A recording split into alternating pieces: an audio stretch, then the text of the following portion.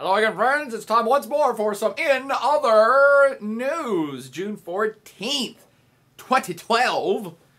And there is a big U.S.-India strategic dialogue meeting going on in Washington, D.C., our nation's capital, right up there in the Beltway.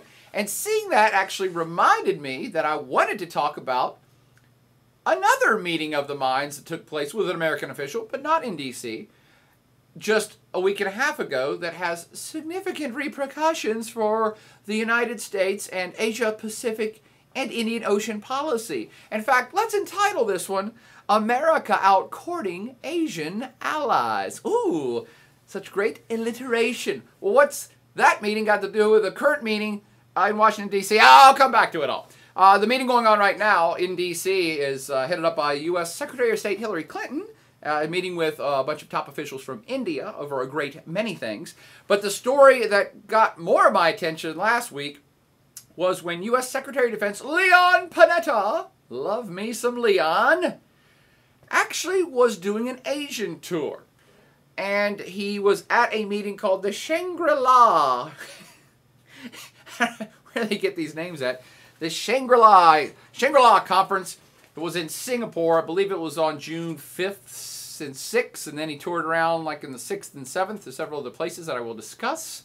While in Singapore, in this Shangri-la meeting, which is a meeting between kind of the defense ministers of the Asia-Pacific region and other interested parties like the United States, it's just a talking shop. They're not really inking any contracts or, nuclear weapons deals or anything like that. It's more just defense ministers getting together to talk about policy. Hey, what are you guys up to? What do you think about this? Hey, let's all be on the same page about this issue. Let's make sure we understand each other on that issue of what's going on. And in a continuation of a podcast we did a week and a half or 2 weeks ago, Leon Panetta did reassert that the United States is going to be doing their shift to the Pacific. That is a movement of somewhere between 60 and 70% of U.S. forces in the coming decade will be stationed, focused in, touring around the Pacific realm, as opposed to a 50-50 split between the Atlantic and Pacific right now. Now, as already raged about, this has great repercussions, or it's a reflection of the modern world and a lot of the world regions we talk about. There certainly is a shift away from worrying about Europe too much and a shift towards worrying about Southeast Asia, specifically East Asia and the growing power of China, but worrying about our allies in Japan and in Southeast Asia. So this is a strategic shift of some note that is defining the 21st century. Okay, well, let's look at some of the specifics then. What happened at this Shangri-La meeting? Well, first off, while Leon Panetta was there for the United States, the Chinese official, that is the equal job, I believe his name is Mr. Liang, did not show up. So China didn't send anybody to this meeting. Quite frankly, it's not that big a deal. A lot of reporters are like, oh my gosh, China dissed this meeting. It's because they're pissed off that the U.S. is focusing all these troops in and around China to counter China. And that could be the case, but probably not. They're just busy. Because an SCO meeting was going on at the time. Oh, the Shanghai Five, the Shanghai Cooperation Organization meeting was going on, and that's probably where the heads of the Chinese state and the Chinese military were at. And I believe they were, because they were talking about Afghanistan, but we'll come back to that. So the Shangri-La meeting was in Singapore. Awesome place, getting ready to go, can't wait. And while this summit was going on between all these defense ministers and peeps, the U.S. did ink a deal there, actually, just between the U.S. and the Singaporeans. Is that right? Singaporeans? People from Singapore, Singaporeans? Leon Panetta inked a deal basically to say, hey, we want to make sure in writing that the U.S. can actually have ships visit here. Yay! What kind of ships? Military ships. So Singapore said, of course, we're a U.S. ally. Of course you can send your ships here to port up as a port of call and restationing and refueling. Booyah, there you go. So what we have, this Asia-Pacific shift, is already like starting to be cemented now. It's like, okay, we got troops rolling in here. We got stations starting in Australia, maybe one covertly starting in New Zealand. Maybe troops are coming into other places and they're moving around. And we need to actually have it set up where are ports that U.S. ships can visit Singapore's all in, which is not surprising. Singapore's a U.S. ally, and it's actually a really crucial state, mostly for its port. It means how it got rich. It's kind of like right there in the center of Southeast Asia. It is a trade hub of planet Earth. Sits on some very important straits where tons and tons and tons of international traffic floats by on the ocean in front of them every day. Okay, it's one of the reasons they're a huge trade place on planet Earth. And so it's quite important that we already have clearance. The United States already has now clearance to go in there. So that deal got inked. Where did Leon Panetta go next? This is the fascinating one, in my mind. Because I've been talking about it for years, and damn it, it's terrible for me to say, but I love it when I'm right. It doesn't happen that often, but for years I've been saying I can't believe that the U.S. and Vietnam don't have a stronger relationship and a stronger military relationship, and it looks like that is now coming to pass. Leon Panetta went specifically to this place in northern Vietnam called Cam Ranh Bay. Cam Ranh Bay. What's so significant about that? It's a deep water port. Well, those of you that are not in shipping, what do you care about deep water? You have to have deep water ports. By the way, Singapore's one. You have to have a deep water port that can handle big ships. What types of big ships? Usually big military ships.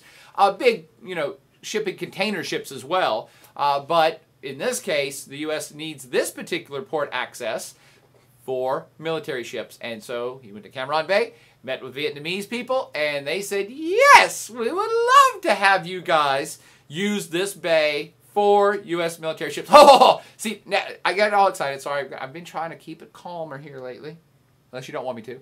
I try to keep it calm, but it does excite me a lot because what's so important about this? Well, Vietnam is a place that, of course, the U.S. tried to bomb into oblivion a few decades back during the Vietnam War. We have not had very good relations with them because we tried to bomb them into oblivion several decades back, but that's been changing. And in the last decade, there's been a lot of movement towards increasing trade ties with Vietnam and normalized relations, and that has started to happen. This is the first kind of full-on military move that maybe these two militaries are going to link up, and they are going to become a true, full-on military strategic ally. And this is important stuff. Why would this be important for the Vietnamese? Because they have historically not gotten along with China. And they are currently not getting along with China. Because Vietnam, of course, claims part of the South China Sea. China claims all the South China Sea. Vietnamese ships have already bumped into Chinese ships. Vietnamese ships have already traded shots with Chinese ships. So this is kind of a... This is a big deal that have the United States now saying, oh, can we use this port because we're going to have U.S. ships patrolling in the South China Sea. And you got to think the people of Vietnam are like, yes. So, new Asian ally completely on board as far as I can see in Vietnam. A very crucial one specifically for that South China Sea issue. Vietnam has a hell ton of coastline in front of the South China Sea, and now they're going to be hosting U.S. ships there. Where did Leon go next? Now we're back to India.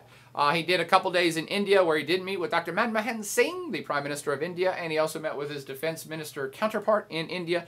And it was essentially a love fest. I mean, the U.S. as a whole, but Leon Panetta specifically while he was there, was essentially saying, oh my God, we love you guys. Come on. What can we do to increase everything with India? Now, he's a military man, so he's talking specifically about strategy and military and defense and possibly offense. You know what? I don't even have to put words in his mouth. This is a quote, or at least a word quote. Leon Panetta, while in India, said, hey, just so you guys know, we're shifting our, focus to the Asia Pacific, and the India Ocean is a huge part of that. And you know what? India, you guys, India, you're a linchpin in all U.S. strategic thought of what's going on around this whole area. Basically, we're saying we want India to be a major player in all of our strategies. We want India to be a major military ally of ours. And we think India is the foundation block of what the U.S. wants to be doing in the Asia-Pacific realm for the coming century to millennia. That's a big deal. India actually does not have really strong ties with the United States. They haven't historically had them. But like Vietnam, they're just now starting to warm up in the last 10 years. And the U.S. is trying to do everything in their power to cultivate these ties between the U.S. and India. First off, why haven't we had good ties with India? Well, they didn't side up with us during the Cold War. In fact, India led something called the Non-Aligned Movement, the NAM, in which they said, no, we're not, we don't care if you guys are having a Cold War. We're not going to get on the commie side, and we're not going to get on the U.S. side either. We're not aligned. However, they did, mostly because of proximity, end up buying a lot of their weapons and stuff from the Soviet Union at the time. So the U.S., we've always had, during the whole Cold War, kind of an arm's length, not good, distant relationship with India. Not an enemy, but not a friend. And that's what Leon Panetta and the Funky Bunch in Washington are trying to change right now. They want India as a friend. There's a whole list of reasons I could go through why India and the United States have, shared language to a certain extent, shared values, democracy, capitalism. They have a whole lot in common, but also they have a lot of strategy in common. War on terrorism, looking at China as a possible aggressor, worried about the growth of China. India and the U.S. share a whole bunch of things in lots of different ways, and the U.S. is trying to cultivate that and say, yes, we want you to be part of our whole grand plan for what's going on in the Asia Pacific and Indian Ocean. India, by the way, is not so much ready to jump into this relationship with both feet.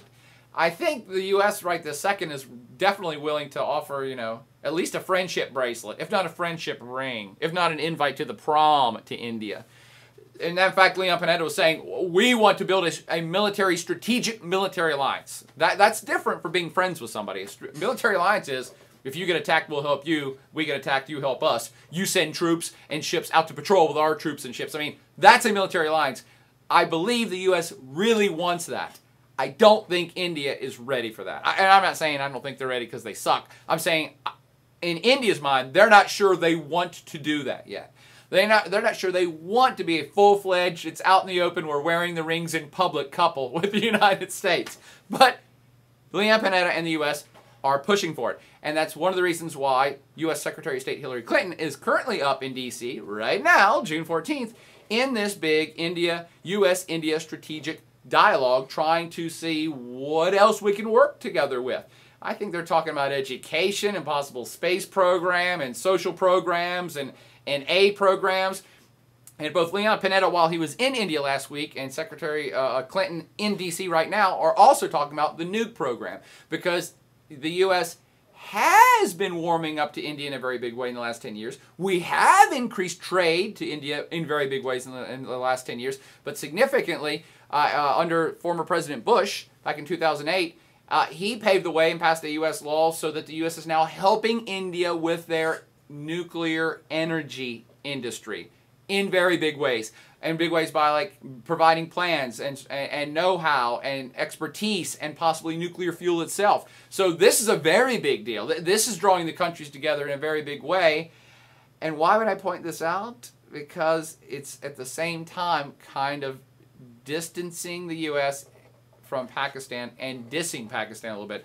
That's what I mean. There's kind of far-reaching consequences of what's happening with this big shift right now. It's not simply the matter of the U.S. sending more of its warships to the Pacific and, well, that's that. No, no, no. You got to think deeper. You got to think geographically. You got to think regionally. And so it's affecting not just where troops and ships and ports are going to be, that may have friction with the Chinese Navy or other entities in the future, but where U.S. resources are going to be going to. Who is the U.S. partnering up with? New friends in Vietnam, new places in Singapore and Vietnam we're going to be at, and possibly new military alliance with India, distancing the United States from Pakistan. So a alliance shift is underway. This Asian alliance shift is kind of what I'm raging about, is really underway, and it also is related to Afghanistan. So the U.S. has said, hey, India, we're going to help you out with your nuclear energy industry. Oh, by the way, I should have mentioned this already. The U.S. has sold India $8.5 billion worth of weaponry in the last 10 years. That's just the start, too. That's just the start. So we're really getting vested in India in a very big way. And Leon Panetta a week ago and Secretary Clinton this week is saying, hey, by the way, we also think India has a bigger role to play in Afghanistan. And of course, that's also further dissing Pakistan a little bit too. But the U.S. is saying, hey, India, we don't want you to take over for us. Obviously not. But we are leaving Afghanistan, and so we think you guys could play a big role in helping stabilize Afghan's future, in terms of providing training to Afghan military, providing training to Afghan police, and providing international aid and assistance to Afghanistan, which India has slowly been starting to do. By the way, I said back at the start of this that the Chinese defense minister did not go to the Shangri-la meeting in Singapore, that he was busy with the SCO meeting. That's right. The SCO meeting happened last week at the same time Leon was running around making new Asian allies. And at the SCO meeting, they inducted Afghanistan into the Shanghai Cooperation Organization. So, back it up. Do you see the point, counterpoint, play, counterplay, checkmate going on here. The SCO is saying, hey, we're probably going to end up doing a lot more to help with the Afghan situation ourselves as the U.S. and NATO leaves. We're actually going to induct Afghanistan into our club. By the way, India is also an observer state in the SCO. And the counterplay here is the U.S. saying, hey, India, we want to be more buddies with you. We see you as a foundation stone of our whole Asia-Pacific plan, and we think you should be involved in Afghanistan. In fact, you should be involved in everything we're doing from Afghanistan all the way through the Indian Ocean, all the way over to the South China Sea. Come on, India, get on board. Where's India going to go? I don't know. They're not going to jump in with both feet, but that's what's going on with Leon Panetta in his Asian Alliance tour. How India figures into that, how it's changing the relationships that the U.S. has with places that we used to be at war with, like Vietnam, to places that are supposed to be our allies, like Pakistan. Now we're embracing one and dissing the other. Ha! All of it related to future of U.S. in the Asia-Pacific region. Party on.